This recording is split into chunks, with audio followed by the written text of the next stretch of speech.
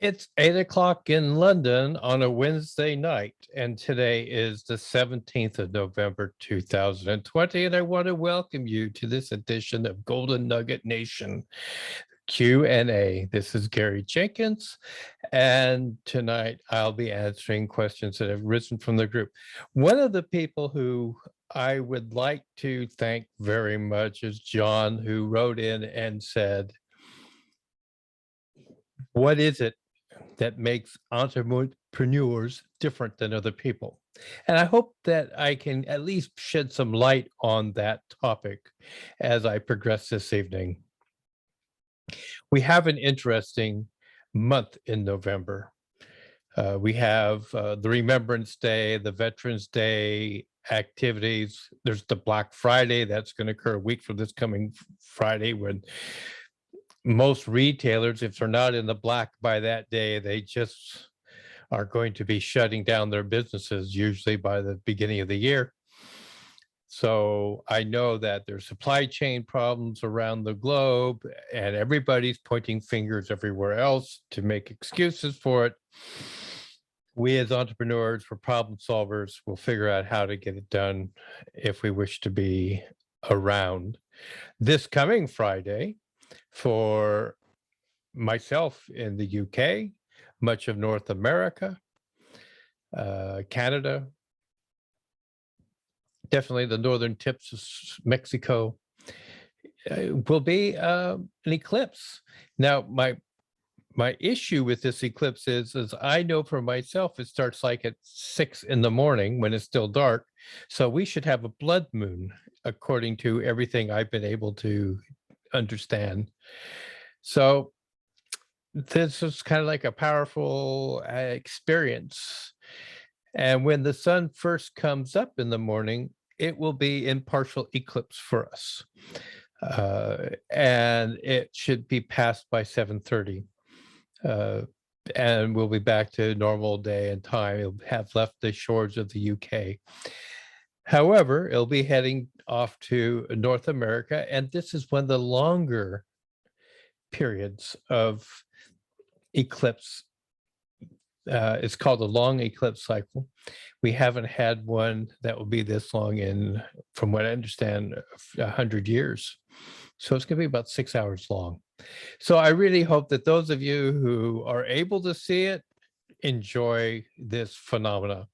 We'll have another eclipse in a couple of years, from what I understand. Okay, so let's go to the topic tonight. What makes entrepreneurs different? One of the things about entrepreneurs is you typically are here because you think you have a better idea. It may not be anything different about the business, but you may have an idea about how to serve the customer better. You may have an idea about how to leverage technology. You may have an idea about how to get a product or service or suite of services to people more timely at a lower price, something that's different, something that's you. You may think that you have a better story to tell than someone else. I would just like to refer you to, I mean, there's lots of coffee shops in the world. There's lots of coffee chains in the world. But when Starbucks started, and they knew that they were no different than anybody else, they were basically selling the same coffee as anybody else. They just have a little bit different logo, and their idea was that they couldn't afford a place where you could sit down. So it was like you would come in and order your coffee, and they would make your coffee to order. If you wanted a cappuccino, if you wanted a latte, if you wanted something, it wasn't just coming in and you just got a coffee. You could order a variety of coffees, and they had espresso machines, etc. They had all of this stuff to make coffee in a very nice way. But there were other people who did that too. But what made it different? What could they do to make it different?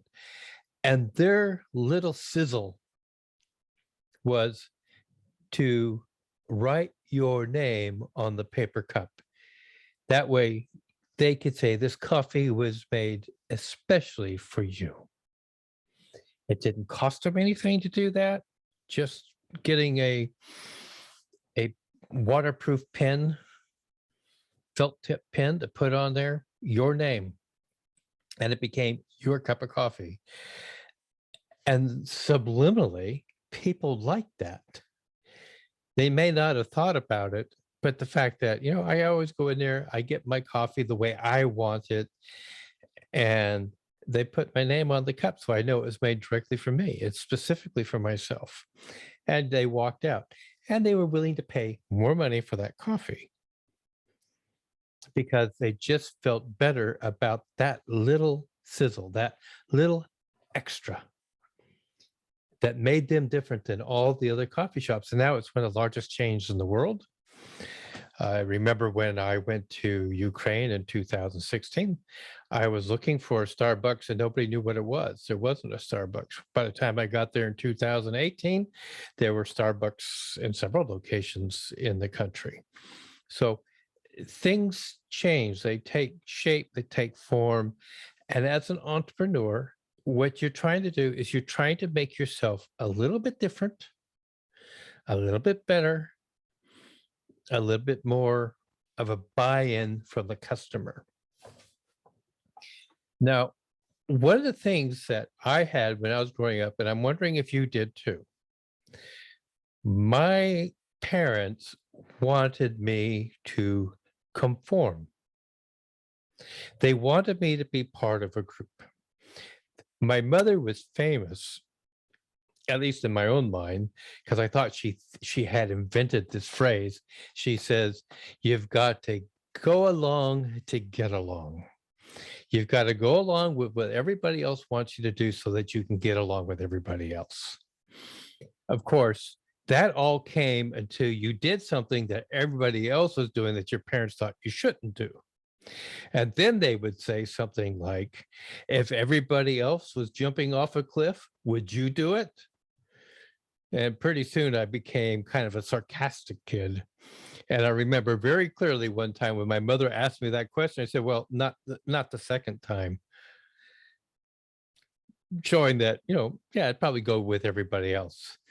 But as I got older, as I went through life, I learned that just doing what everybody else was doing was not the life I wanted to live.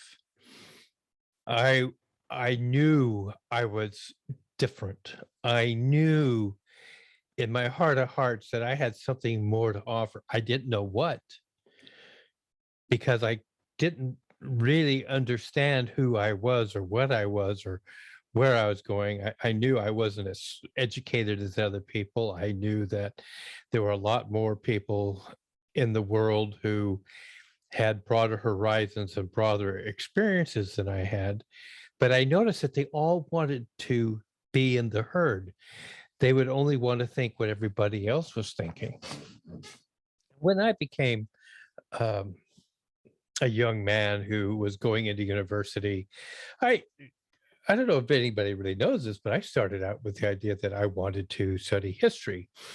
I really loved history. I really loved the ebb and flow of time and how philosophies and scientific innovations and research all came into the making of history.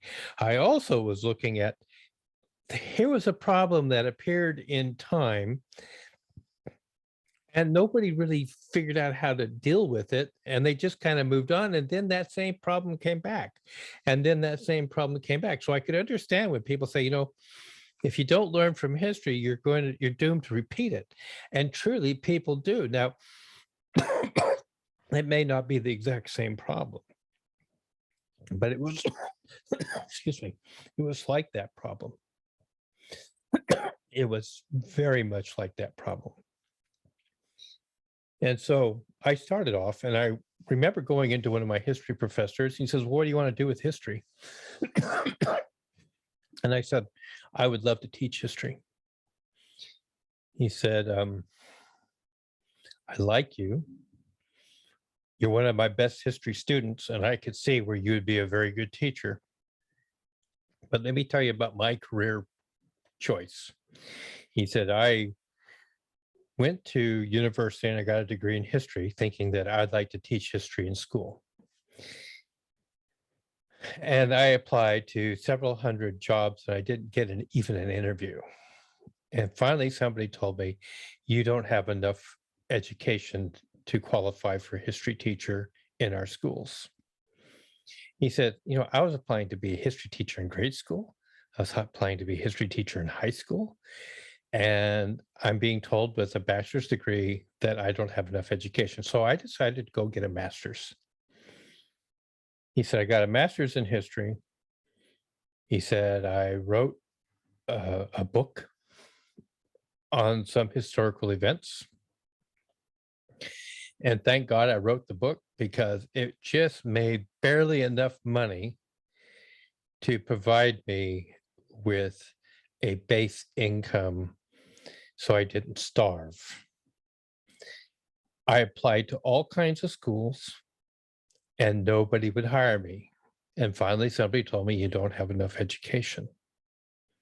He said, this is to go to like an elementary school to be a teacher and of history, or to just teach normal classes. But they said, no, if you're going to teach history, you need to have more education. He said, so I went and I got myself a degree at the doctorate level. I specialized in an area of history and I started applying to schools and nobody would still hire me. He says, so for 5 years after having a PhD, I sold insurance. I was a department store Santa Claus at Christmas time. I sold shoes as a side business, and my book that I wrote that would have, maybe 50, 60, 70 sales every week was the thing that made everything fit together so I could have a wife and children. And he said, but I had nothing. And he said, and finally, 7 years after being a history teacher, a professor or a doctorate in history, I finally got hired by a middle school to be a history teacher. And so I went into the middle school and I taught history. He says, and I did that for 7 years. And eventually a junior college was built nearby. And I went in and they hired me to come in and teach history there. And he said, and Gary, I don't want you to go through that. He says, every year there are 50,000 doctoral people who graduate from history, and only about 1% actually get a job in history. They end up going into other industries, other fields. And if you don't want to do anything but teach history, I'd tell you not to do that. So I decided the only other course I quite liked was psychology. So I decided, okay, I'll become a psychologist, which probably wasn't the best choice in many regards, but I really loved it. And I made a career and a life out of psychology and helping people in the helping professions. But when I was a young student in psychology, one of the things that really fascinated me, and it also fascinated psychologists of the early 50s, middle 50s to the early 60s, was what happened in Germany during the Nazi period, the Hitler times. When they had the Nurburg trials at the end of the Second World War, the question was always being asked to the criminals of war who were being tried was, why did you follow these orders? How is it that you thought putting people into the gas showers or having people in mass executions, eliminating people just on the basis of religion or race or creed or nationality or sexuality was okay? And the statement was always, we followed our orders. We followed the orders. And it just seemed like a real disconnect that here's a group of people who could not see right and wrong or the bigger picture because they just followed orders. And the people from a different culture, a different world perspective, a different worldview, who were sitting there saying, but it was wrong. Can't you see it was wrong? These people couldn't see it was wrong. It was just, this is what people were doing. And so psychologists started wanting to see if that could be duplicated in the laboratory. How is it that people could do these things? And so the first person I want to talk about is a guy named Solomon Asch, and the way he spells his last name is Asch. But Solomon Asch was absolutely amazed by the Nurburg trials and this concept about we just followed our orders. That's what we do. And he was talking about, well, it's like a group think. All these people somehow all had the same thinking process. And how did that develop? And how did that happen? And so what he wanted to do is he wanted to see if there was a way to influence people to join in a group think, even when they knew that the fundamental basis of it was wrong. And so what he created was an experiment where what he did was he got like 20 collaborators to come into this room, and they would act as if they didn't know each other and that this was like the first time they were meeting. And he showed a series of slides, and the slides were 2 lines. They could have been up and down or parallel or whatever else. But you were to tell the group whether they were equal or the same.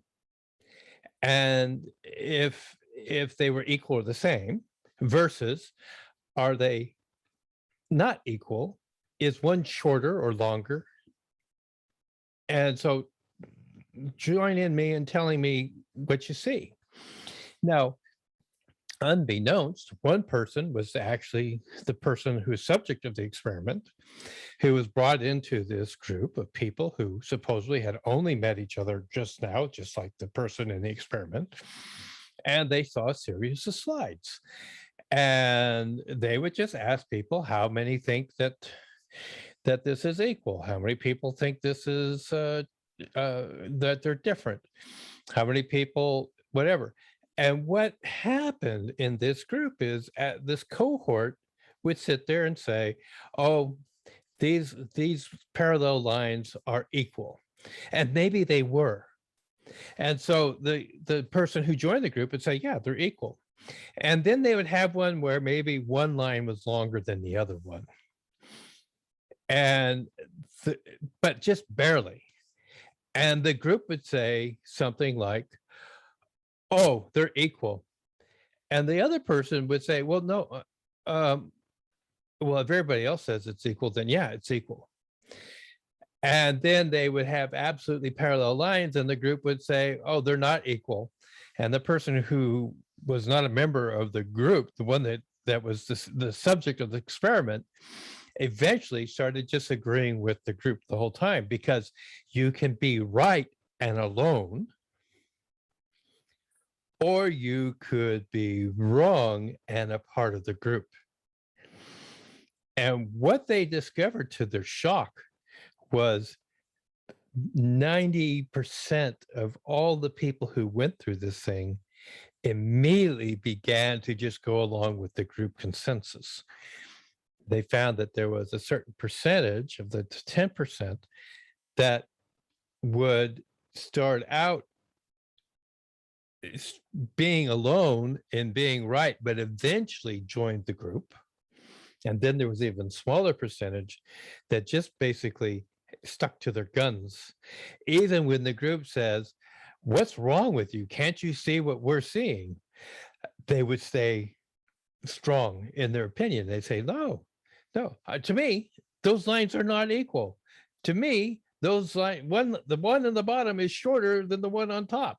I mean, you can't see that, but I see that, and I'm sticking to this.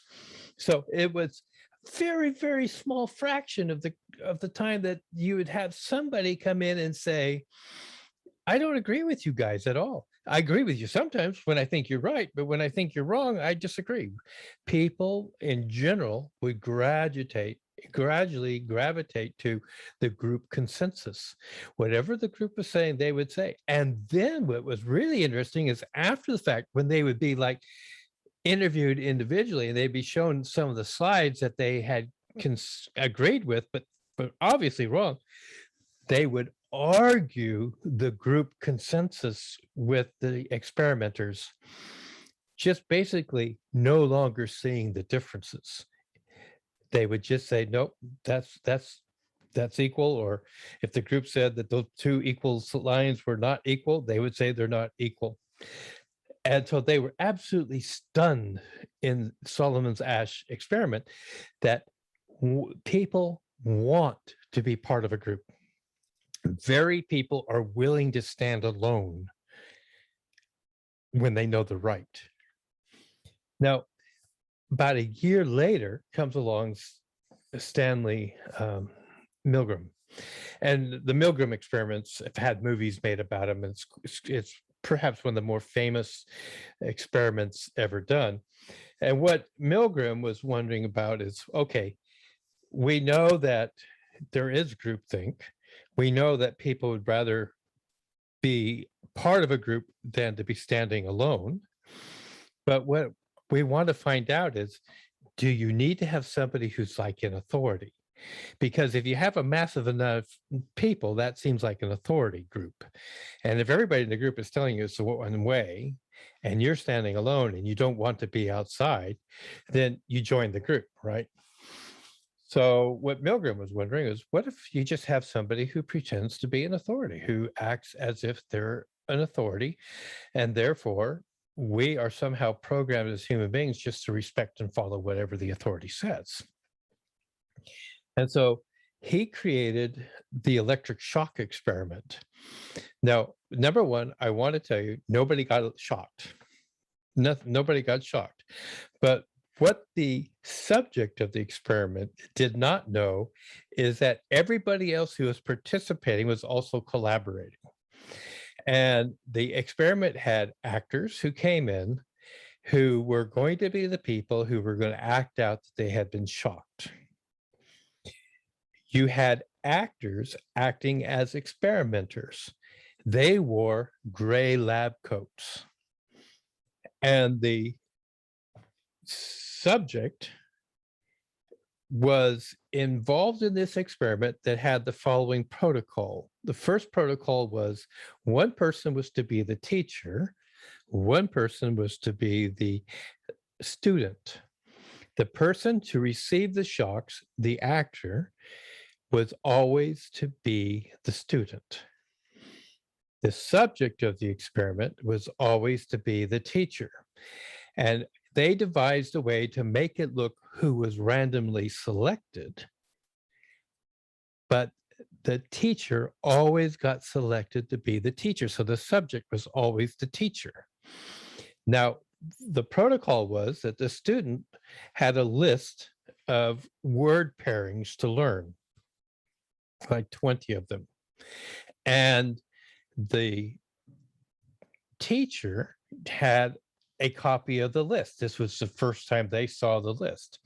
But they had been told that the student had been studying it and that this was an exercise to work with them and to see whether shocking, giving them an uncomfortable stimulus, would improve their ability to recall the pairing correctly.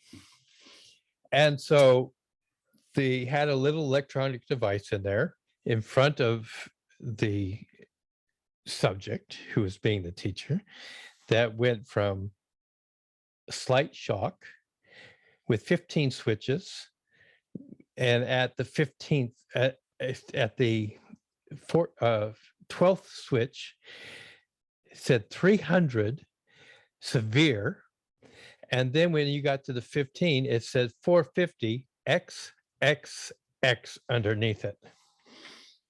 And you would watch the person getting electrodes put onto their system, and you would see that they had a device that looked like theirs. It just didn't have switches. It just had lights.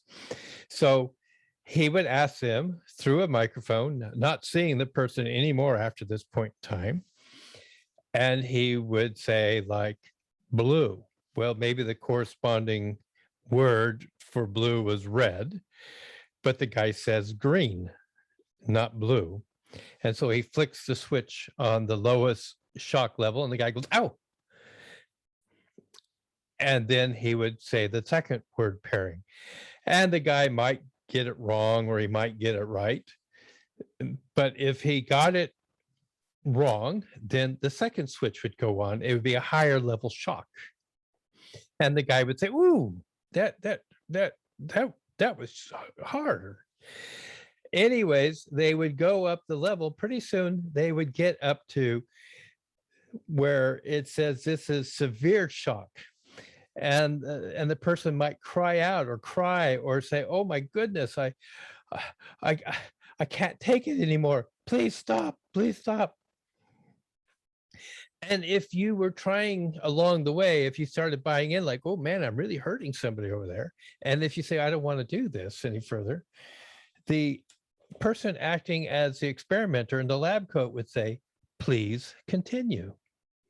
And that was sufficient oftentimes to get people to continue. But maybe you might want to come to a stop point and you say, no, I don't want to do this anymore. The experiment requires you to continue. And if they still refuse, they said, it's absolutely essential you continue. And if they still refuse, they say, you have no other choice than to continue. Now, every person who participated in the experiment went all the way up to the point of severe. Didn't matter how much the guy screamed out or cried, the actor on the other end. You couldn't see them, you could only hear them. They kept going up to 300. But only a third of them did not complete the entire cycle. So someplace between 300 and the 450 with the XXX at the bottom, a third of the subjects in this experiment refused to go further, even when they were told, you have no other choice. People would say, well, yeah, I do have a choice. I'm not going to do that. I'm not going to flick it. You know, that guy's talking about he's having a heart attack over on the other side. I don't want him to die. But the other 66% of the people who participated, 67%, 2/3, they went all the way up to the 450, even with people screaming that they were dying, that you're killing me, please stop. They kept flicking it. They kept flicking it because the authority person was telling them to continue. Now, this is the difference between what I consider the entrepreneurial mindset and the employee mindset. Employees constantly are the ones who are getting burned out, who are getting stressed, who get into environments where the groupthink is you have to get so much work done in a certain amount of time, and you only have X amount of time to get it done. And if you don't get it done in that amount of time, you have to work overtime on your own to keep your job.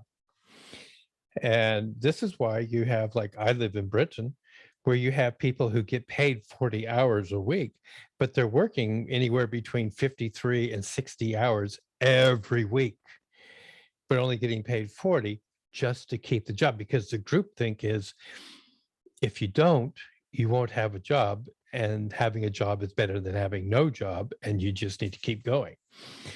So what we learn from these experiments is you have the power to choose. And it was only a small percentage of people who, even when they went through all of these protocols in the Milgram saying, you're required to continue, you must continue, you cannot refuse to continue, etc. You have no choice but to continue. Pretty soon people say, wait a minute, I have a choice here and I can quit anytime I want. You keep your money. I'm not taking it. I'm out of here. And they left. That the experiment was over. But very few people will go there because, as we show in the Asch experiment, people will go along to get along with the people, with the group, if they want to be a member of it. If you want to be a member of the experimental community and to have invested yourself in an successful experiment protocol, you will complete the entire exercise.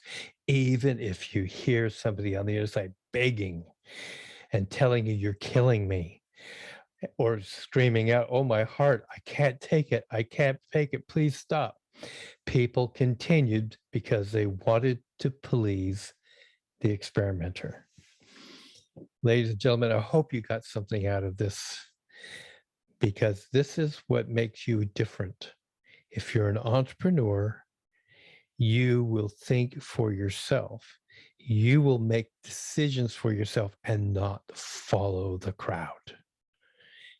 And because of that, you most likely are going to be far more better off in life, far more opportunity, help far more people, and most likely far more better health and wealth. Thank you so much for listening today. We'll be back next week. Thank you. And I'm signing off.